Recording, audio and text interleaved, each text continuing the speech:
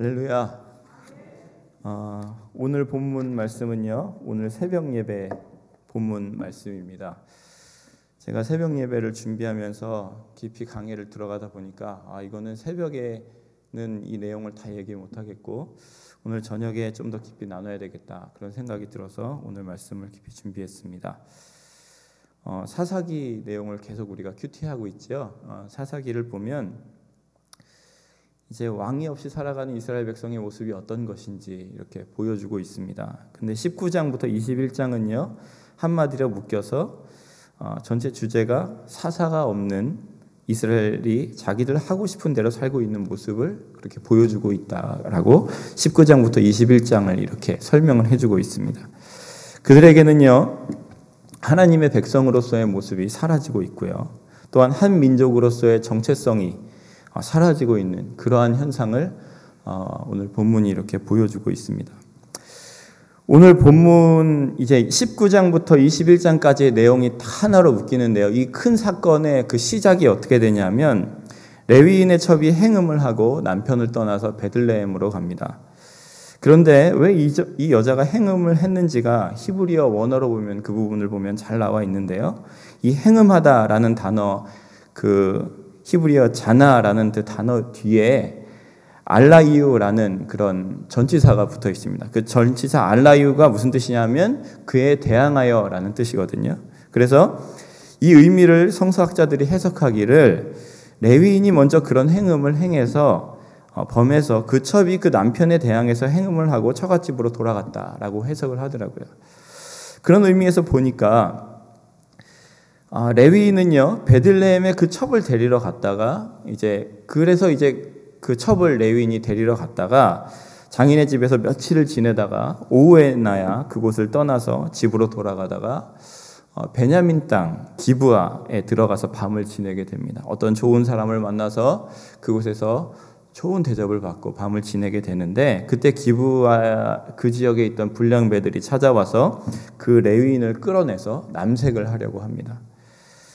그 상황을 지켜보던 레위인이 자기 첩을, 그러니까 자신의 안전을 위해서 장인 댁에서 화해하고 지금 자기 첩을 데려왔잖아요. 그 첩을 그들에게 내어주고 그 첩은 그들에게 밤새 능욕을 당하고 죽임을 당하게 되는 사건이 일어나게 됩니다. 여기서 기브아의 불량배들을 보면서 어떤 느낌이 어디 다른 곳이 생각나는 데가 있지 않습니까? 어디죠? 소돔이죠. 소돔에서 그런 비슷한 일들이 있었지 않습니까? 근데 이 기브아 땅은요, 아주 그 소돔과 가까웠던 지역이에요. 하나님의 심판으로 완전히 멸망해서 사해가 돼버렸던 그 소돔 사람들의 그 음란한 모습이 그곳에서 아주 가까운 땅 베냐민 지파에서 지금 일어나고 있는 겁니다. 베냐민 지파에서 지금 그런 일이 일어나고 있는 거예요. 레위 사람은요, 그렇게 죽은 자기의 첩을 12토막으로 잘라서 이스라엘 모든 지파에게 보냅니다. 그리고 그것을 본 이스라엘 자손들이 일제히 일어나서 미스바에 이 베냐민 지파를 제외한 40만 군사가 모이게 됩니다. 사사기 20장 3절에 보면 이스라엘 자손이 미스바에 올라간 것을 베냐민 자손이 들었더라라고 나옵니다. 그런데 이 말씀에 비추어 보면 지금 베냐민 지파는요, 다른 모든 지파들이 지금 미스바에 모였어요. 근데 그 미스바에 다 모이고 나서야 자신들을 제외한 모든 지파가 모였다는 사실을 알게 된 겁니다. 이게 어떤 내용이냐 하면, 지금 이 베냐민 지파의 마음이 어땠을지 한번 생각을 해보시라는 겁니다. 12형제가 있습니다. 막내 동생의 자녀가 다른 형제에게 큰 잘못을 했습니다. 화가 난 이 형이 이렇게 생각을 합니다. 저런 괘씸한 놈이 있을 수가 있나? 어디 내가 가만두나 보자. 저 애는 내가 이제 내 동생이 저 애는 내 친척이 아니다. 내 혈육이 아니다. 절대 용서하지 않으리라. 이 형은 막내 동생을 제외한 모든 형제들을 소집해서 자초지종을 설명하고 그 동생을 벌하기로 합니다. 나중에 이 소식을 들은 막내 동생의 기분이 어땠을까요? 아직 이 상황이 이해가 안 되시는 거예요? 되시죠? 예. 여러분이 이 형제들 안에 제가 지금 드린 이야기의 이 형제들을 보실 때에 이 형제들 안에 사랑과 용서와 희생과 그것에 근거한 권면이 보이십니까? 안 보이죠. 지금 베냐민 지파가 이 상황을 어떻게 받아들일까요?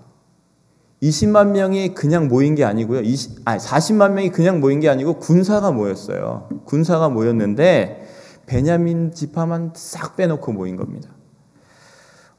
베냐민 지파가 이 상황을 딱 보면서 그래, 너희가 하는 모임에서 하는 거 내가 동조하나 보자 라는, 이제는 잘못을 떠나서 지파 간의 감정 싸움, 자존심 싸움이 된 겁니다. 물론 베냐민 지파도 그 시신의 조각을 받았기 때문에 사건에 대해서는 알고 있었지만 자기들만 빼놓고 모여서 판단하고 정죄하는 그 모습을 용서할 수가 없었던 겁니다. 레위인에게 이 자초지종을 들은 나머지 이스라엘은요, 베냐민의 기브아에서 일어났던 일을 징계하기로 하고요. 사사기 20장 11절에 보면 이스라엘 모든 사람이 하나같이 합심하여 그 성읍을 치려고 모였더라 라고 말합니다. 그리고 이스라엘 연합군이 베냐민에게 그 기브아의 사건의 원흉을 우리에게 내놔라. 우리가 그들을 징계해서 우리 중에 악을 뽑아버리겠다라고 합니다. 제가 앞에서 말씀드렸듯이 베냐민은 지금 사건보다 감정 싸움입니다. 물론 요셉이 베냐민 지파에 예언했던 대로 베냐민 지파가 굉장히 낮에는 이렇게 훔치고 뭐 이렇게 하는 그런 어떤 호전적인 것이 있는 것은 사실이에요. 그렇지만 지금 이런 상황을 당하는 베냐민 지파에게는 굉장히 불쾌한 겁니다. 그리고 제가 앞서 말씀드렸듯이 베냐민은 지금 사건보다 감정적인 싸움이 된 겁니다. 그들에게는. 아니 어떻게 나만 빼놓고 우리만 빼놓고 40만이나 되는 군사를 모아서 어쩌자는 거냐. 어떻게 하겠다는 거냐. 우리 형제들인데. 난 죽어도 당신들 원하는 대로 못하겠다. 베냐민 지파는 이제 사생 결단하고 싸우기로 작정을 합니다. 자, 일이 이렇게 됐습니다. 베냐민이 이제 군사를 모았습니다. 베냐민 지파에서 2만 6천 명이 나왔고 그 중에서 기브아 사람에서만 그 왼손잡이 700명이 모였습니다. 기브아의 왼손잡이 700명이라는 이야기는 베냐민이라는 지파의 뜻은 오른손잡이라는 뜻이거든요. 근데 그 안에서 왼손잡이라는 의미는 이 사람들이 오른손 양손을 아주 자유롭게 쓸 수 있는 아주 전력이 뛰어난 그런 전투력이 뛰어난 그런 사람들이 또 700명이 모여서 26,700명입니다. 근데 이스라엘 연합군은 몇 명입니까? 40만 명. 40만이요, 40만. 15배가 넘는 군사력의 차이가 납니다. 근데 베냐민이 이스라엘 연합군에게 싸우고자 합니다.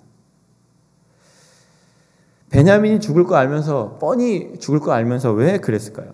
잘 한번 생각해 보십시오. 여러분, 이스라엘이 40만이나 모인 적이 있습니까?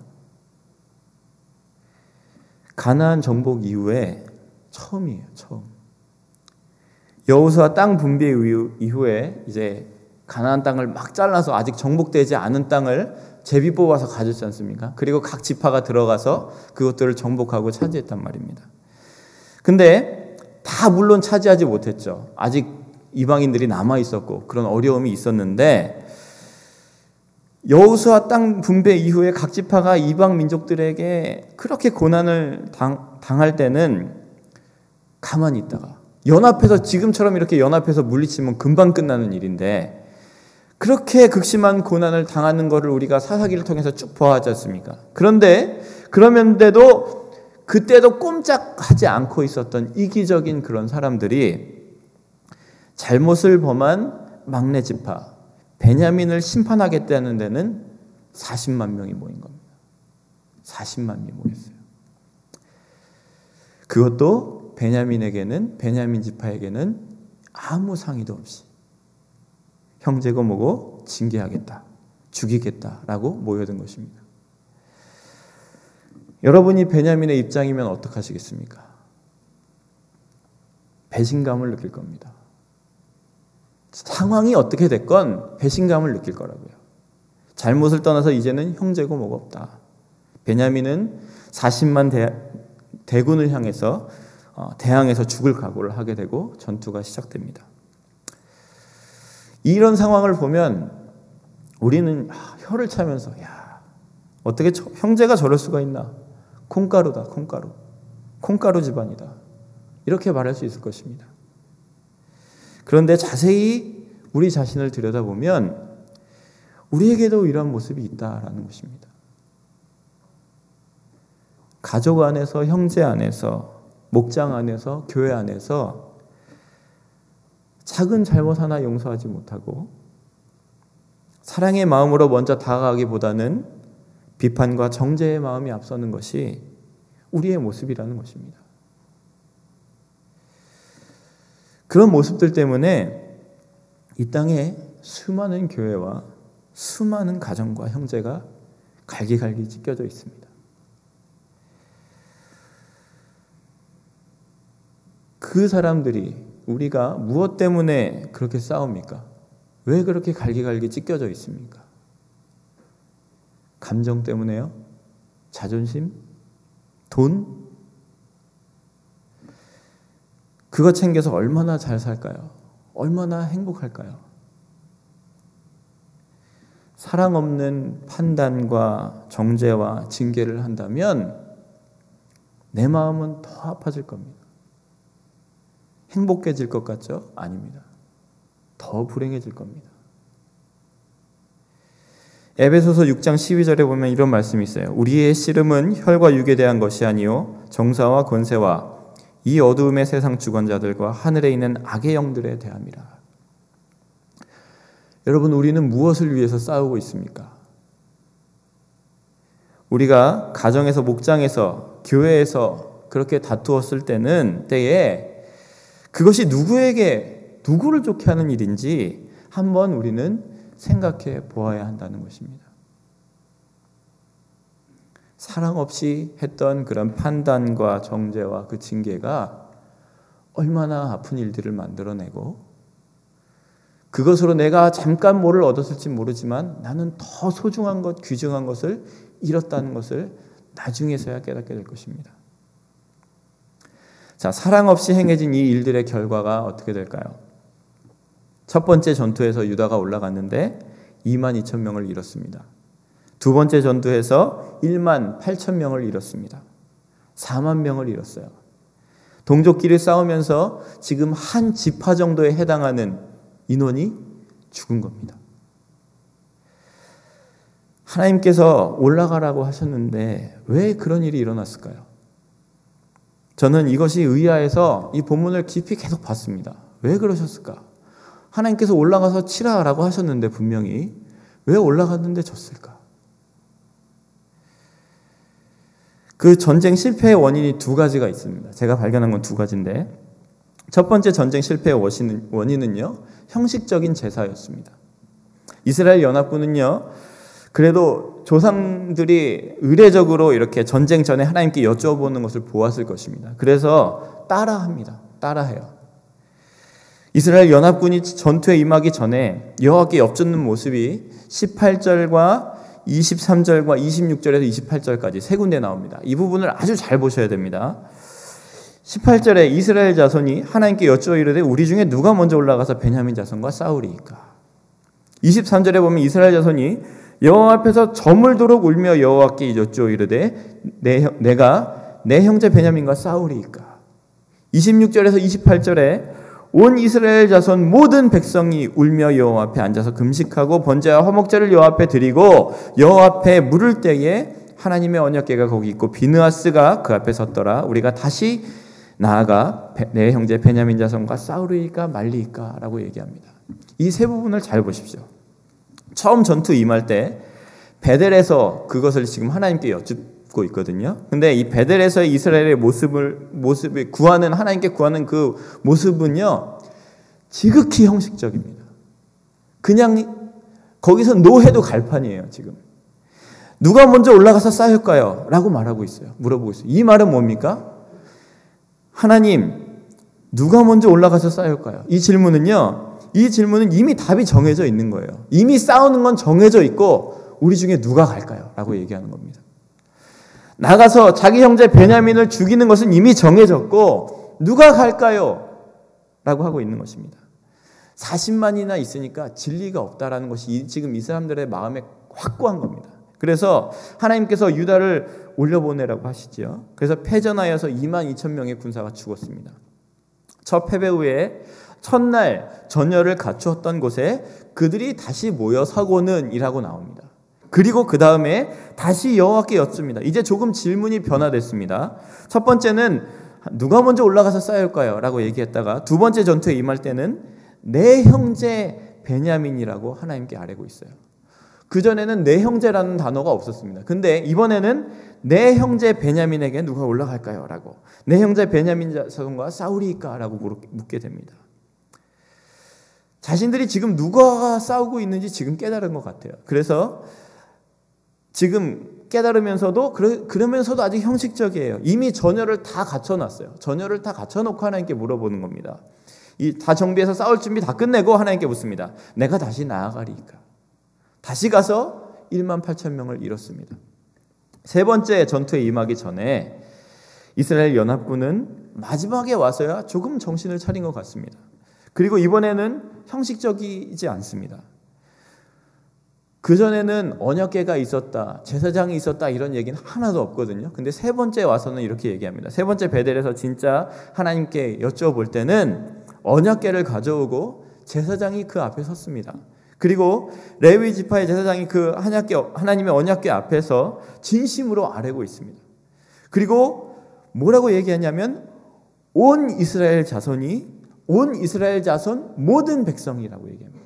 전에는 얼마나 가서 거기다 여쭤봤는지 모르겠어요. 근데 지금 온 이스라엘 자손 모든 백성이 그곳에 모여서 울며, 잘 보십시오. 울면서, 운 건 두 번째도 울었어요. 근데 지금 울면서, 그리고 여호와 앞에 앉아서라고 얘기합니다. 그 전까지는 여호와 앞에 앉았는지 그런 것이 여기가 없어요. 앉아서, 서서 했는지도 몰라요. 근데 지금은 앉아서, 울며 여호와 앞에 앉아서, 그리고 금식을 하고, 금식을 해요. 지금 언제죠? 전쟁 중이에요. 전쟁 중에 먹고 더 힘내서 싸워야지 왜 금식을 합니까? 지금 포기했다는 거예요. 하나님, 내가 내 힘으로 하는 것이 아닌가라는 것을 지금 고백하고 있는 거예요. 금식을 하고, 그리고 번제와 화목제를 여호와께 드립니다. 이제서야 하나님께 진짜 제사를 드리고, 그동안 자신들이 하나님을 떠나서 그렇게 살아왔던 그런 모습들에 대해서 제사를 드리고 번제를 드려서 자신들의 죄를 사고 하나님께 화목제로 그 관계를 회복하고, 그리고 이제 나서 이제 이렇게 그들이 여쭤봅니다. 내 형제 베냐민 자손과 싸우리까 말리까? 이 내 형제 베냐민 자손과 싸우리까 말리라는 이 고백, 싸워서 없애야 한다 이것이 아니고요, 싸워야 합니까 말아야 합니까? 라고 묻고 있습니다. 이 고백은요, 이스라엘 자손이 지금 자신감이 없어졌다라는 것이 아닙니다. 지금 이 고백은요, 하나님께 모든 주권을 드리겠다라는 말입니다. 이들의 고백에는 이런 것이 보이는 것 같아요. 하나님께서 이것을 기다리셨습니다. 그리고 그들에게 베냐민을 넘겨주겠다고 하십니다. 그리고 세 번째 전투에서 그들은 베냐민 족속을 이기게 됩니다. 근데 이 뒤에 이 사람들이 아직 정신을 차리지 못하고 아주 잔혹한 일을 행하고 그렇게 하는 것을 보게 되는데, 그건 떠나서 일단 하나님은요, 형식이 아닌 우리의 진짜 마음을 원하신다라는 것을 이 세 번의 하나님께 여쭙는 이스라엘 백성의 모습을 통해서 보게 됩니다. 하나님은요, 우리 마음이 그분으로 가득하기를 원하신다는 거예요. 형식적으로 하나님 지금 다 준비됐거든요, 빨리 말씀하세요. 내가 갈까요 말까요? 이런 것이 아니라 하나님은요, 지금 내가 그분 앞에 나와서 정말 온전한 마음을 드리기를 원하신다는 거예요. 근데 우리가 그 마음을 드리는 것이 참 쉽지 않다는 것입니다. 마음을 드리는 이스라엘의 모습이, 세 번째 제사의 모습이 어떻습니까? 정말 거친 땅을 헤쳐나가는 아주 험난한 여정처럼 그들이 울며 여호와 앞에 앉아서 금식하고 온 이스라엘 백성이 모여서 번제와 화목제를 드리는 그런 모습들이 나타나고 있습니다. 지금 그러한 마음으로 나아갈 때 하나님께 우리가 마음을 드리고 그분 앞에 머물 수 있다는 것입니다. 우리가 하나님께 나아갈 때 그런 식으로 나가야 된다는 거예요. 그분 앞에 나와서 앉아서 울며 금식하며 번제와 화목제를 드리고 내 결정과 내 주권을 내려놓고 온전히 하나님만 바라보는 것을 하나님께서 원하신다는 것입니다. 여러분, 우리는요, 우리의 마음을 정말 하나님께 어떤 문제를 가지고 나아갈 때 드리고 있는지 봐야 됩니다. 혹시 다른 거 붙잡고 형식적으로 그냥 이미 마음은 나는 다 정해놨는데 형식적으로 하나님께 나아가고 있지는 않는지 우리가 돌아보았으면 좋겠습니다.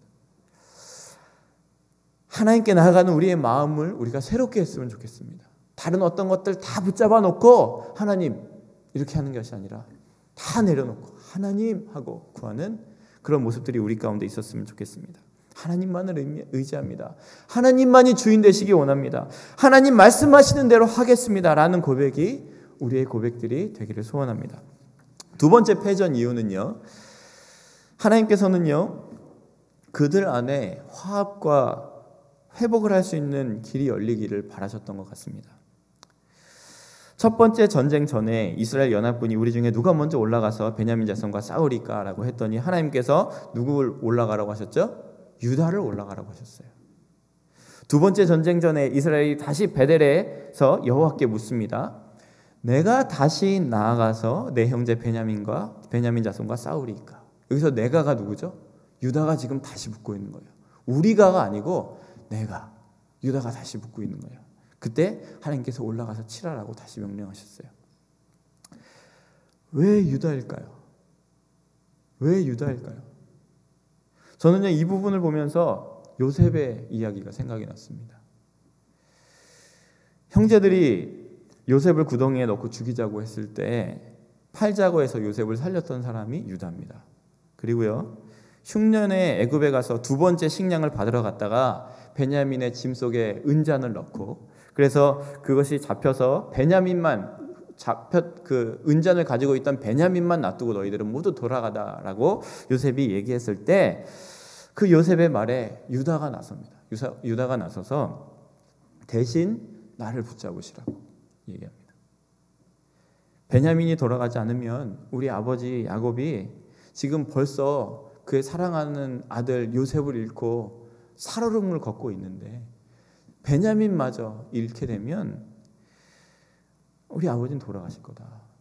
그러니까 가족을 생각하고 감싸는, 그러면서 유다가 나서서 자기를 대신 잡으라고 했던 그 유다의 모습, 그 유다의 그 고백에 요셉이 어떻게 합니까?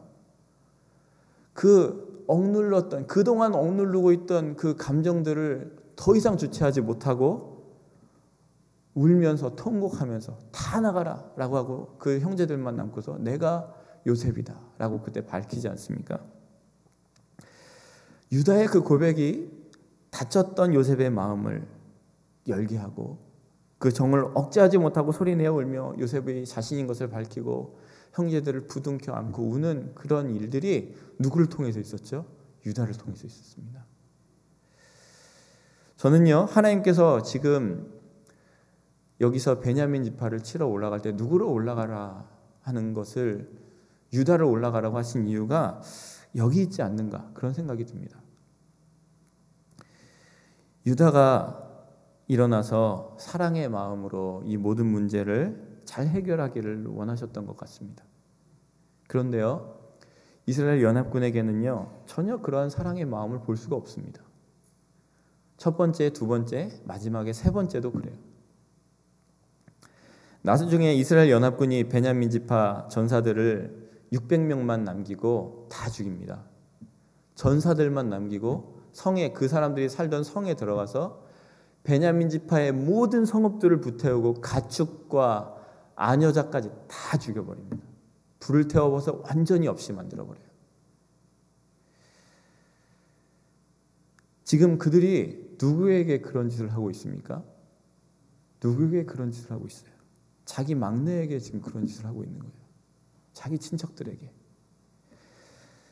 가나안 족속들에게 그렇게 하라는 명령은 지키지도 않았으면서 내 형제에게는 무자비한 짓을 하고 있는 것입니다. 하나님께 금식하며 번제와 화목제를 드리며 구해서 얻은 승리이지만 그들 안에는 아직도 사랑이 없는 모습이 있다는 것입니다. 사사기는요 하나님을 모르는 사람들의 기록이 아닙니다. 하나님의 그 역사를 눈으로 보았던 사람들이에요. 자신들이 뼈로 깊숙이 알고 있었던 사람이에요. 그런 사람들이 하나님 없이 어떻게 살아가고 있는가를, 그 사람들의 인생의 결말이 어떤 것인가를 분명하게 보여주고 있는 것입니다. 하나님을 왕으로 인정하지 않고 살아가는 인생이 어떤 모습인지 그 끝을 지금 보여주고 있다는 것입니다. 하나님을 떠난 그들은요, 껍데기뿐이라는 겁니다. 알맹이가 없어요.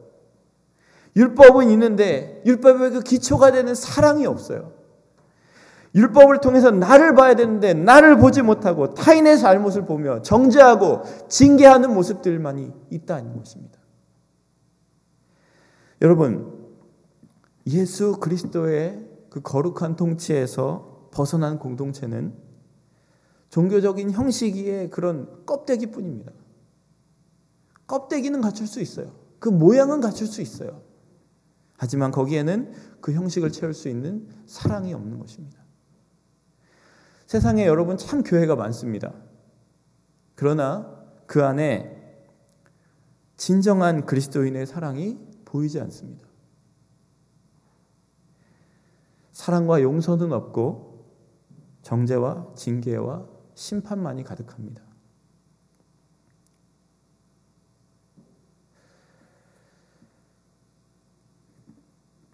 얼마 전에 요새 캐나다에서 이슈 중에 하나가 동성애지 않습니까? 뭐 많이 이제 캐나디언들한테 많이 지난 얘기예요. 근데 저한테는 굉장히 이슈였습니다. 왜냐하면 이 사람들이 우리 아이들에게 그 동성애가 잘못된 것이 아니라 다른 것이다라고 가르치기 때문에, 그것이 극히 소수라고 가르치는 것이 아니라 이런 성과 이런 성과 이런 성이 있다. 가정에도 엄마 아빠가 있는 성, 엄마 아빠가 있는 가정, 또 싱글맘 파더가 있는 가정, 그리고 그 같은 성을 가진 부모가 있는 가정이 있다라고 교육을 한다는 거예요.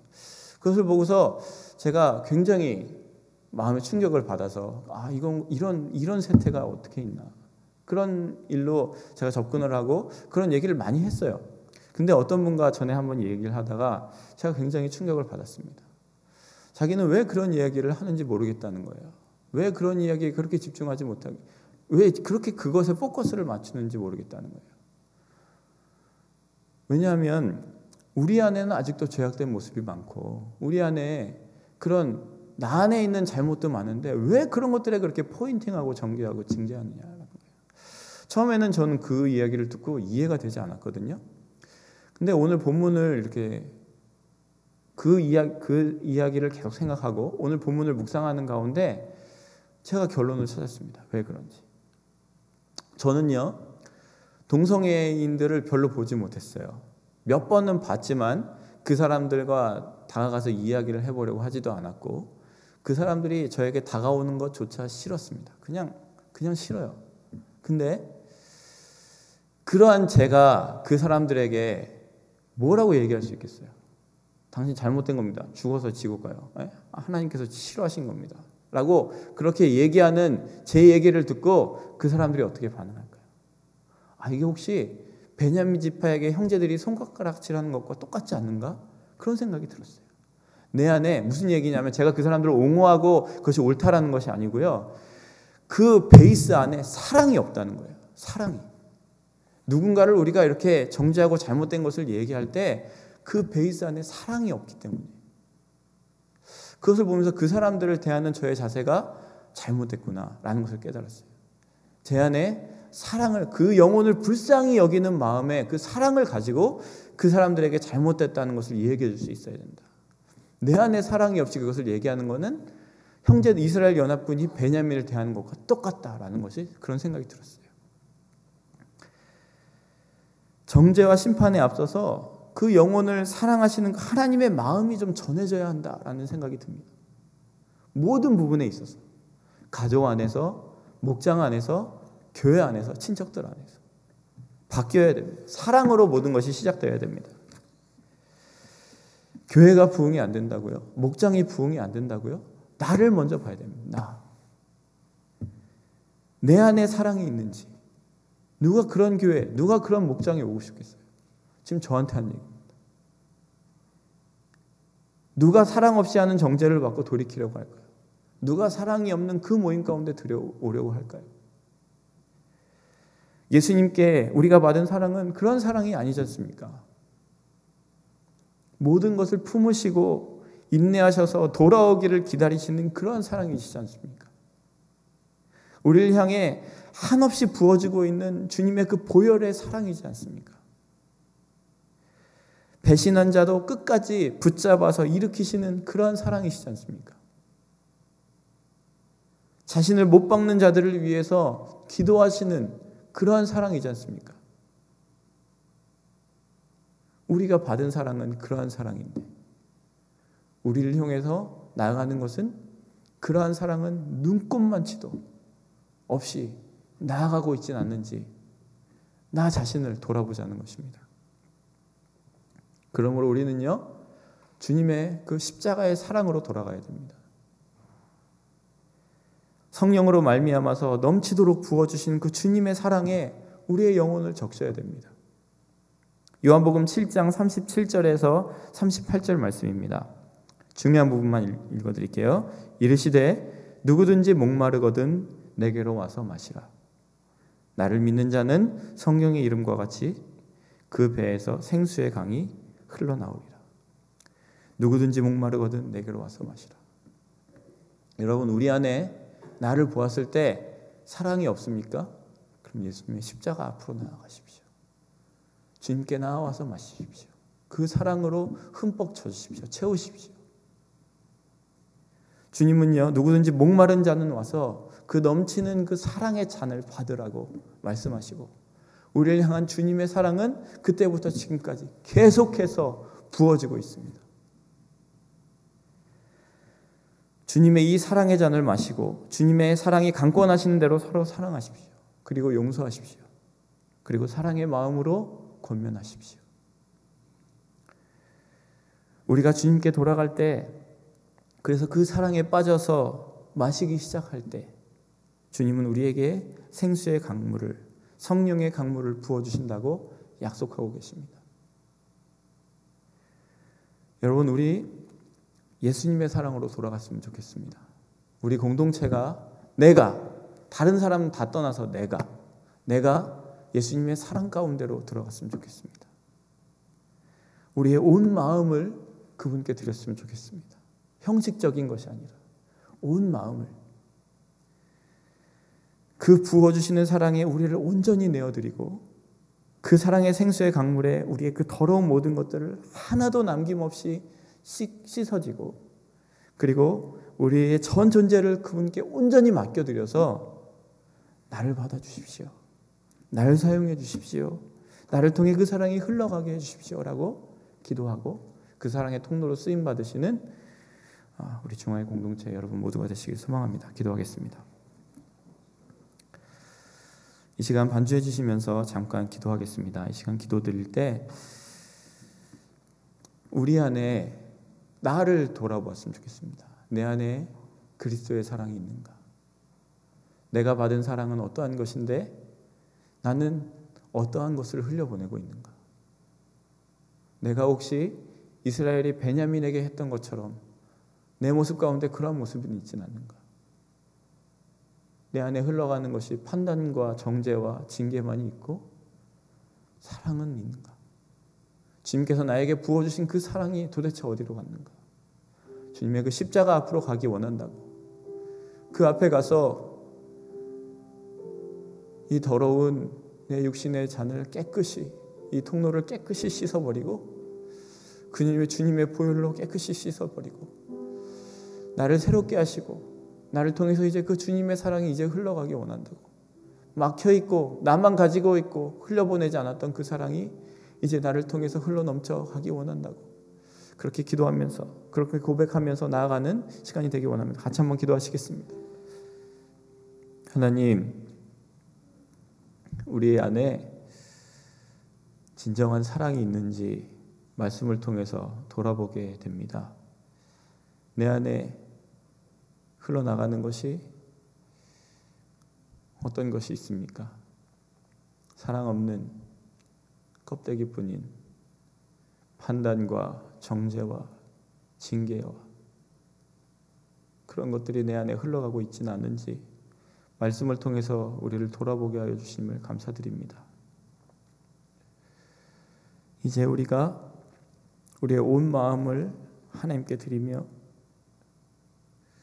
울며 하나님 앞에 앉아서 금식하며 하나님이 우리의 주인이시라고 내 뜻과 내 행동 이미 결정해 놓고 하나님께 나가는 것이 아니라 다 내려놓고 하나님께 모든 주권을 드리며 그 앞에 앉아서 우는 자가 되기 원합니다. 이 땅에 깨어지고 찢어진 수많은 것들을 보면서 판단하고 정죄하기보다 먼저 꿇은 무릎으로 하나님 아버지 앞에 나아가서 기도하며 울며 이러한 것들을 사랑의 마음으로 품고 나아가는 저희가 되기를 원합니다. 예수님의 그 십자가의 사랑으로 가기를 원합니다.